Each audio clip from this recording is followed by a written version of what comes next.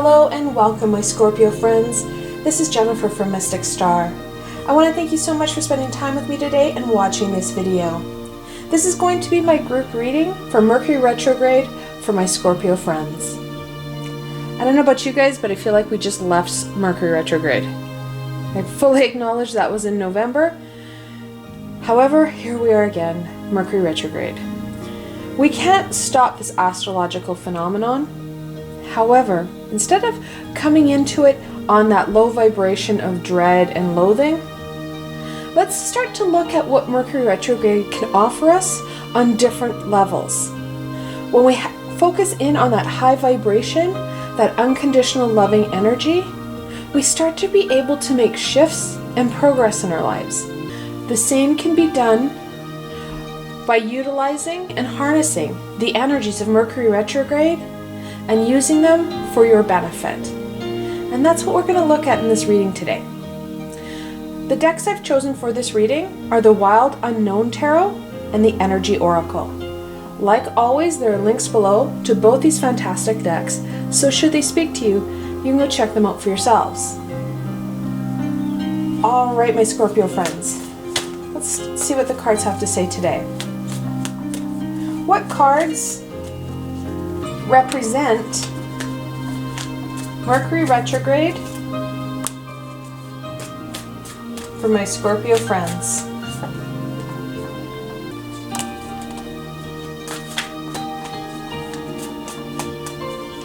Alright, let's see what cards we have here. The High Priestess. Such a beautiful card. The High Priestess is the second card in the Major Arcana. She's a gatekeeper. She's a gatekeeper of universal knowledge and that connection to the collective consciousness. She also helps us recognize and see hidden talents within ourselves. That connection to our higher self, that intuitive self, helps give guidance to those hidden talents, are going to help us overcome not only the challenges of Mercury Retrograde, but future challenges. They're going to help us develop and evolve as we go on in this lifetime. The next card, the Fool. The 0 card in the Major Arcana, and it talks about trusting in the universe, that leap of faith, that carefree energy. Knowing that there is a bigger plan, a master plan for us, and that the universe has got our back. Yes, it may feel scary at times. However, knowing that you have this amazing energy right behind you helps to make that jump and those leaps a little bit easier.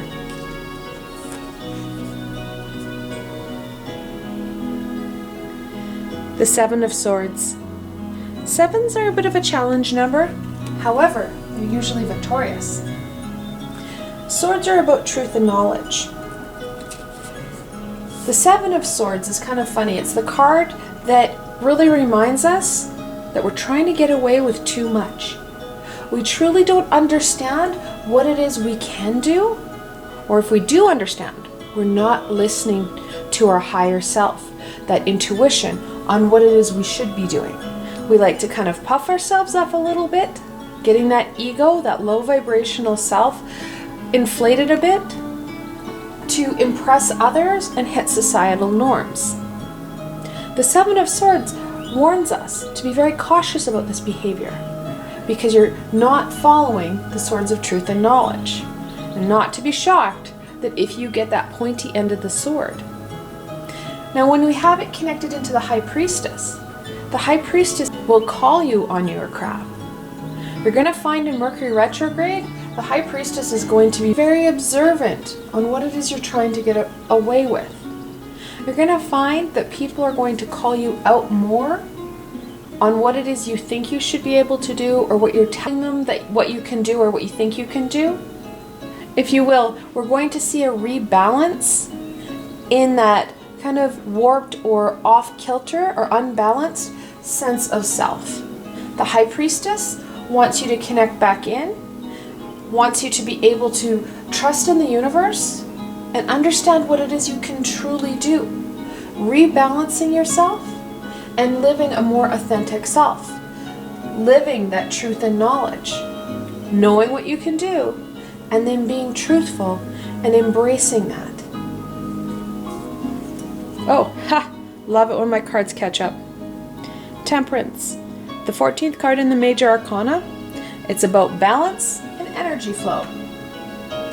Very much connected into what I just said about how Mercury retrograde is going to give you that ability to rebalance and have a better understanding of what it is you can do. That full energy, that new beginning energy, is going to be very prevalent throughout the next coming weeks. Temperance encourages you to balance things out, making sure that your chakras, the 7 chakras, are flowing and unblocked, allowing for greater balance. So that's what Mercury retrograde is encouraging you to embrace over the next 3 weeks. Now, the fun thing with Mercury retrograde is that we also know that it negatively impacts communication. There are more miscommunications and misunderstandings, plus a whole host of technology issues. There are a lot of strings attached to this amazing guidance, this insight. However, instead of kind of hermiting ourselves and turtling ourselves into a shell, embracing these energies for what they are, because when you start to embrace what Mercury retrograde is encouraging you to take hold of, you're going to find less disruption. You're going to be living that authentic self, and you're going to be in that high vibration. Higher vibration can work through and not be as impacted by that low vibration and that disruption that Mercury retrograde offers. So let's look at what this next couple weeks look like for you.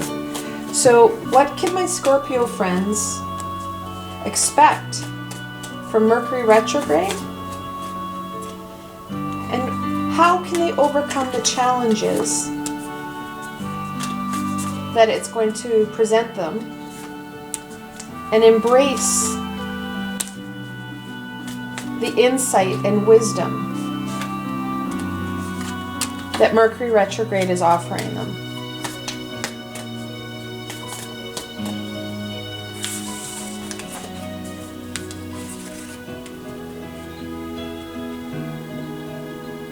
The Son of Cups, or the Knight of Cups. That adolescent no fear energy. Cups about intuition and emotion. Really connects into that High Priestess, that connection, that intuition. Like I said before, we need to stay in that intuitive sense. We need to be connected to our higher self, our intuition, rather than our lower self, our ego, in overcoming any of the challenges that Mercury retrograde is going to throw. But also to start to really reflect on and understand what it is you can do, and more importantly, what you have forgotten.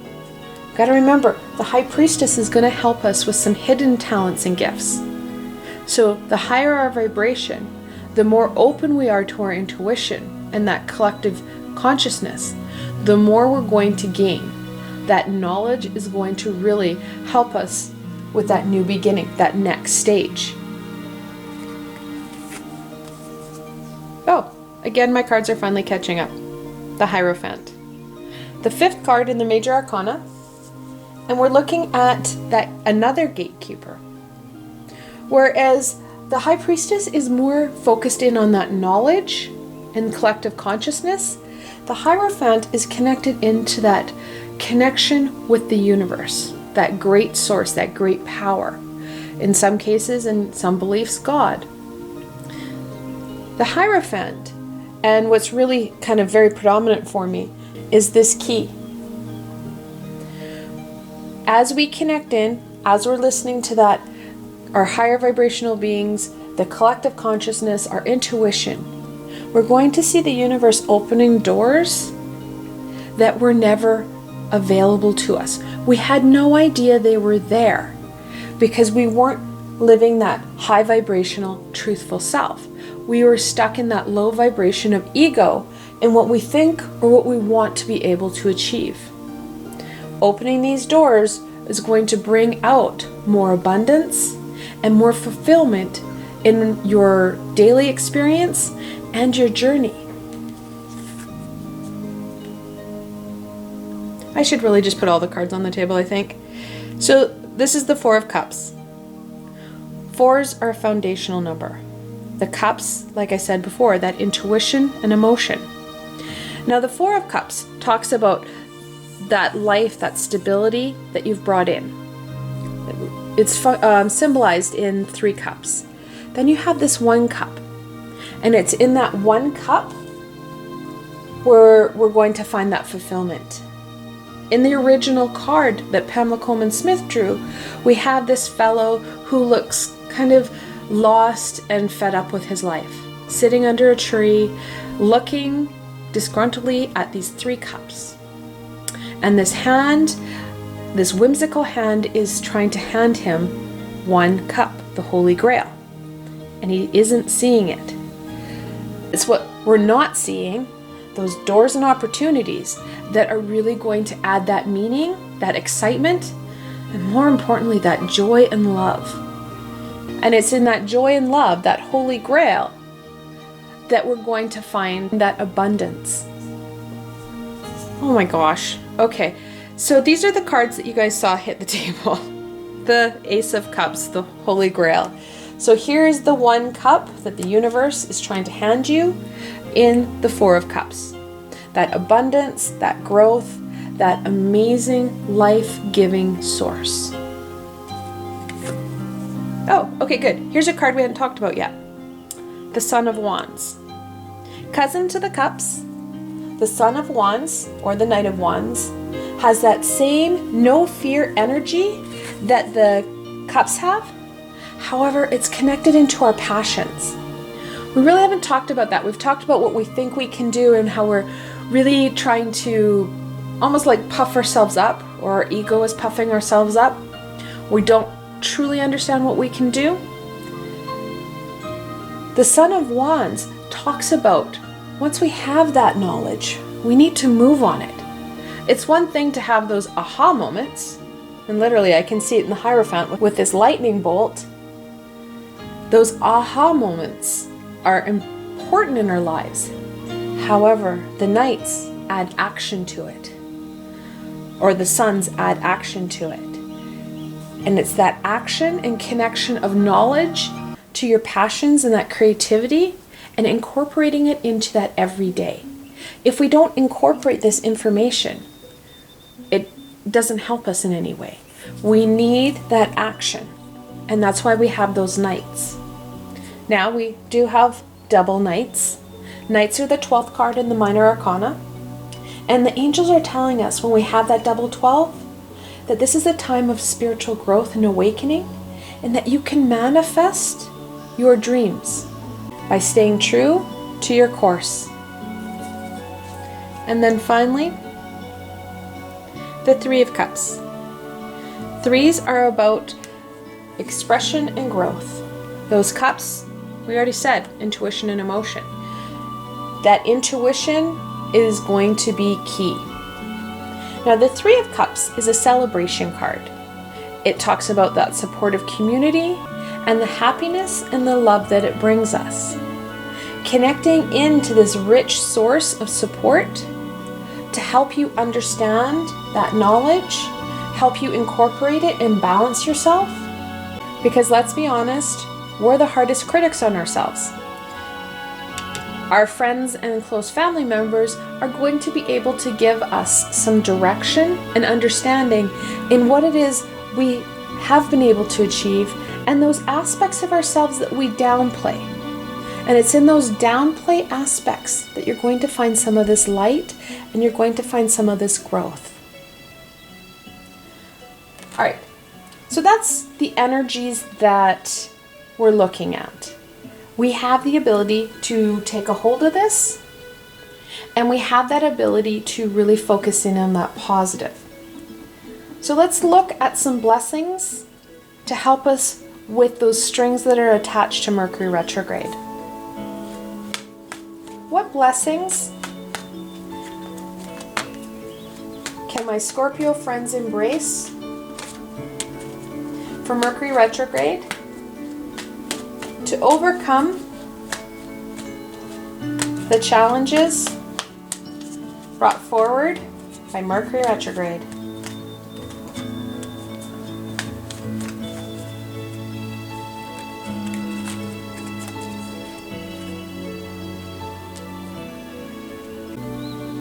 The first one, financial constraints.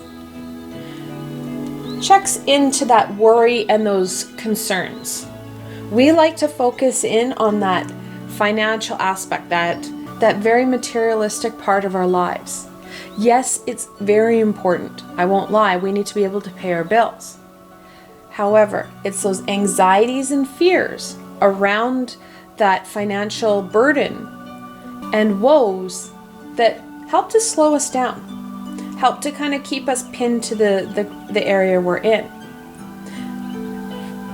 When we're focusing in on that financial woe or those financial worries, we're not able to tap into this creativity, which means we're not able to embrace the abundance and that joy that we're looking at, that's right in front of us. It goes back to that Four of Cups when we're missing the bigger picture.